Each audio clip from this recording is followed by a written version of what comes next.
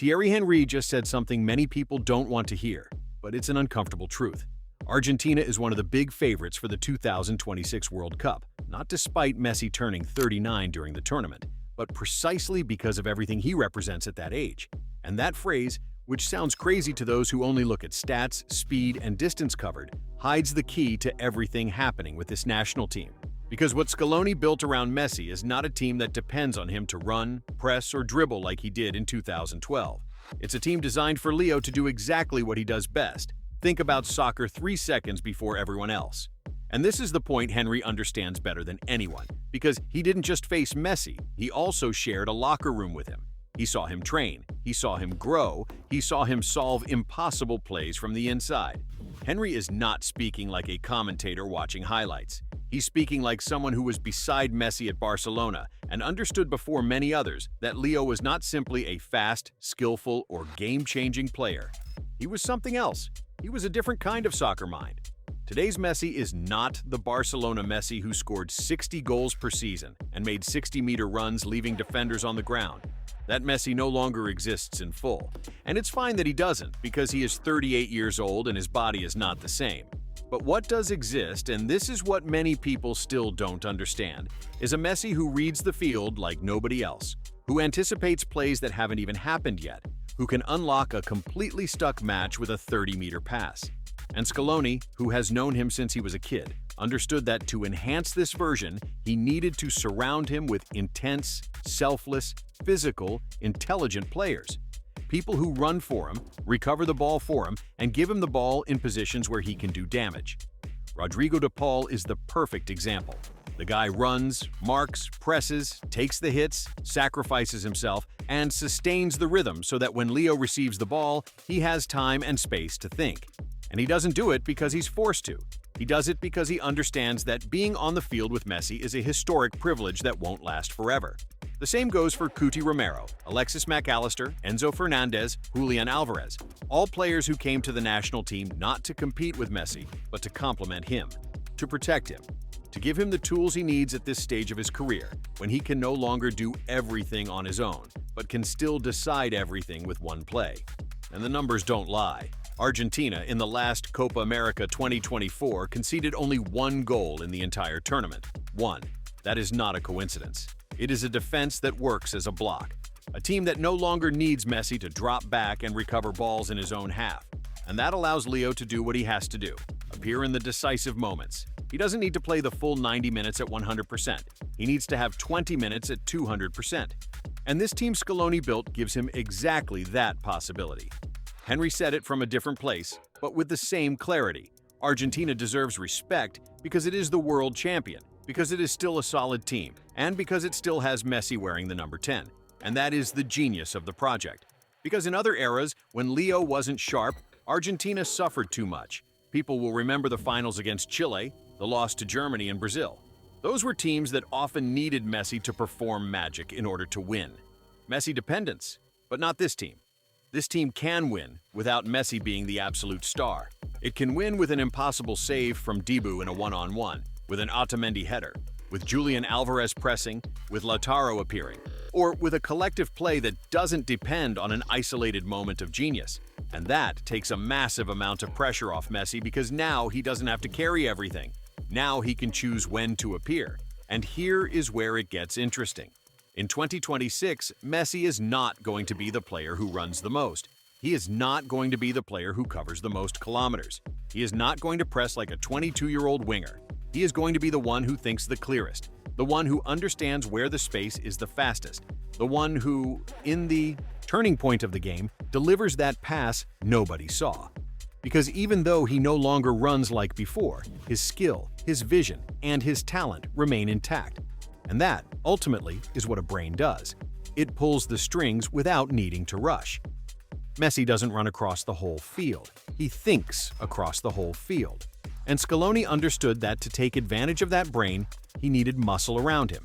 He needed people who recover quickly, press high, and give him the ball cleanly so he can turn it into danger. And it's not just the old guard. What's happening now with the kids arriving in the national team is also incredible. Nico Paz, Franco Mastantuono, Gianluca Prestiani and other young players grew up watching Messi win the World Cup in Qatar. They arrived with a different mentality from previous generations. They didn't come to compete with Messi. They came to play with him, to learn from him. And so that when Leo retires, they can say they shared the field with the greatest player in history. And that changes everything. Because before, there was tension in the national team between those who felt they had to live up to Messi and those who felt Messi overshadowed them. But this new generation doesn't have that problem. They know Messi is untouchable, that his place in history is secure. And so they play more freely, without that absurd pressure of having to be the next Messi. And that, paradoxically, makes them better players, because they are not trying to copy Leo. They are trying to complement him, and Scaloni understands it better than anyone. That's why he built a system where Messi functions as the brain of the team, the one who touches the ball in key moments, the one who decides when to speed the game up and when to slow it down. But he is not the only one responsible for the result. And that is what makes Argentina arrive at the 2026 World Cup as a real contender. Not because it has the most physical Messi of all time, but because it has the smartest Messi surrounded by a team that understands exactly what he needs to shine. And here is the deeper reflection that many people refuse to accept. Messi does not need to run like before to remain decisive.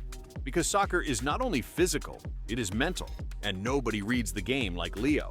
Nobody anticipates like he does. Nobody makes the passes he makes. And if you give him a team that allows him to use that intelligence without wearing himself out chasing the ball, you get what Argentina has now, a perfectly tuned machine where every piece fulfills its role. And Henry, who shared the field with some of the greatest players in history, sees it clearly. That's why he puts Argentina in the big conversation. Not out of nostalgia, not out of affection for Messi, not because he was his teammate at Barcelona, but because from a soccer perspective, he understands that Argentina still has something almost nobody else has. A champion team, a solid structure, and a number 10 who no longer needs to dominate with his legs because he dominates with his head. That version, man, does not age the same way. That version gets better with the years. So, when someone tells you Messi is no longer fit for a World Cup, remember what Henry said. Remember that soccer is not only played with the legs, it is played with the head. And in that sense, Messi remains unreachable.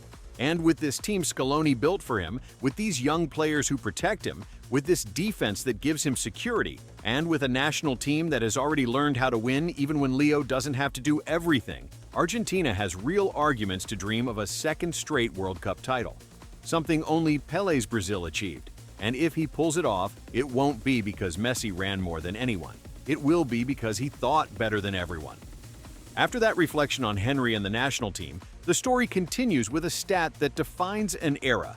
Messi reached 900 goals in just 1,142 matches, a figure that once again proves that even in the final stage of his career, he continues to pile up records that seem impossible. We are no longer talking about a promise, or about a player who still has something to prove.